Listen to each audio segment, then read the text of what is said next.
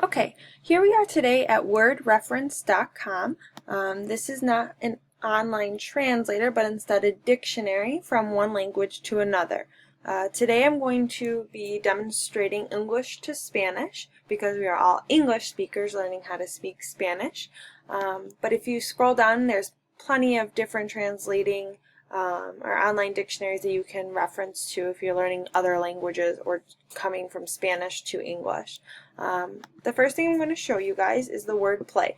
If you think about it, there's so many different translations to the word play. You can be playing a game, you can be playing an instrument, to play music, a theatrical play. So what I'm going to do is I'll type the word play and I'll click the search tool right here. What's going to come up is my principal translation. So these words right here are going to be your most common translations. So again, to play a musical instrument, to perform, these are going to be your verbs. And the reason why I know that these are verbs is by these abbreviations next to the words. If you hover over them, they'll tell you what they are. So these ones right here are going to be your verbs because it tells you verbs. And down here, you'll see nouns, you'll see adjectives, and all those other things that you can find in the Spanish and English language. But continuing to scroll down, you'll see additional translations. Your additional translations might be a little less common. So to play a button, that's not common because we don't say that often, but that will be there if that's something specific you're looking for.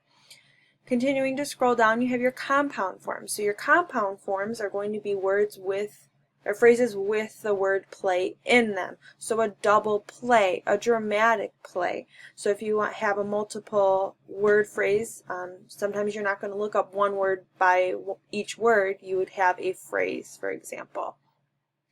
One of the most important tools that this website has is actually the forum discussions with the word play in the title. So right here is where you're going to find a whole bunch of forums with native speakers communicating with language learners.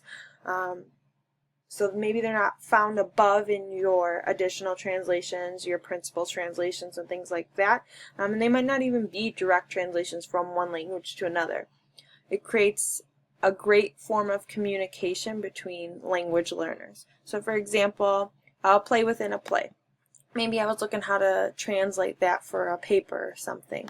I can come to this forum and other people have already been discussing what I've been looking for, and so I could kind of read their answers to see which one is the best answer that would help me. So this is just a great resource that's available with wordreference.com. Okay, so once I've been to my forums, I'm going to go back to my page, and I've decided that the word I want is the verb tocar. Okay, so having this verb right here, to perform a musical instrument. I know that tocar is the verb that I'm going to use, but how do I conjugate that verb? So what you're going to do is you're going to type that word right up here in your search bar. You'll click enter, and here you find all the different principal translations from Spanish to English. So now you're going to the opposite. But one of the neatest things is if you go right here, it says conjugator, you would click on this conjugator button and you have all the different forms of tocar in the Spanish language. It has your irregulars, it has your compound forms, past, present, future, whatever you're looking for, it has it right here for you. So that's really resourceful when you're trying to write sentences.